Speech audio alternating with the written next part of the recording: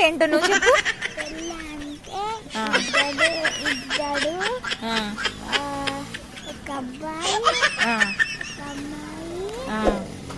చెప్పు ఏంటో చెప్పు చెప్పు మమ్మీ. ఫస్ట్ చెప్పు.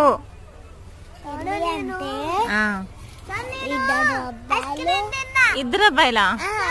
ఇద్దరు అమ్మాయి అబ్బాయి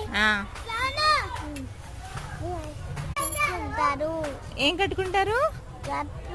3 ముళ్ళు కడుక్కుంటాడు. ఇంకా వాళ్ళ జీవితాలని సాగతిస్తారా? ఎలా?